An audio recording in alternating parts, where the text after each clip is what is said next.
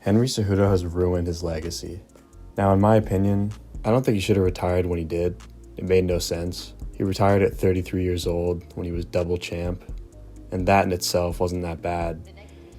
If a guy wants to retire early after accomplishing all that greatness, then good on him. He probably didn't have much of a life outside of competing, considering he was an Olympic wrestler. So if he wants to go and do other stuff, again, good on him. But the fact that he came back at 36, and again, it wouldn't have been too bad if he just had that fight against Sterling for the belt. It was a split decision, close fight. Some people think he won. I disagree. I think Aljo won clearly, but he wanted to come back later and try for another title.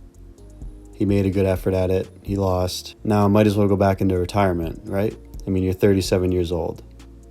Now you're going to make a run at the title? I just think he made all the wrong decisions. Of course, yes, your mind can change, and we see that with fighters a lot. But does it ever really go well when a fighter retires and then comes back? What if Cejudo never retired at 33, had a few more fights, and then fully retired at 36, which was the age that he came back at after not fighting for 3 years? He probably could have had a few more title defenses and cemented himself as the best, or at least one of the best of all time for sure. He looked unstoppable at the time, and then he comes back and he just doesn't look the same, which obviously because he's older now. Yes, he's fought the top guys in the division, but he's lost every one of the fights pretty decisively.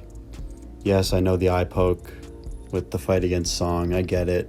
It's unfortunate, but he was also losing that fight pretty clearly and probably had no chance winning it anyway. So yeah, it's just one of those situations where you take a gamble and it doesn't go your way.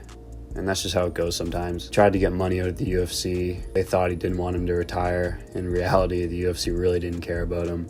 And the UFC always moves on at the end of the day. If they can move on from someone like Conor and keep moving forward and being successful, I don't think they're going to care too much about Cejudo. That's why you shouldn't make a decision to try to get a reaction out of someone. You should make the decision that you really want to make. And maybe he did want to make that decision. Maybe it was family reasons or something else, or he just wanted to take a break. But then why would he want to come back?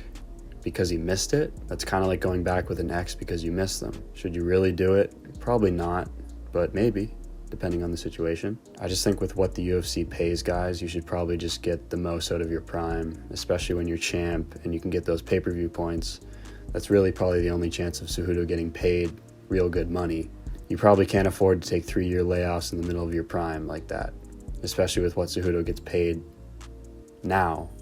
I don't know what he get paid in his prime, with the pay-per-view points and stuff, but coming back, I mean, look at his pay. It's not very high. I feel for him a little bit, but he made the decision on his own at the end of the day.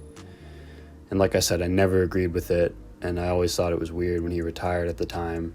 It just didn't make sense. Either retire fully or don't retire at all. Don't be hesitant. Either go all in or all out. In my opinion, that's the best way to be. What do you guys think of the Cejudo situation? I'm going to make a new video every week from now on. I'm going to be consistent. So subscribe. Thanks for watching.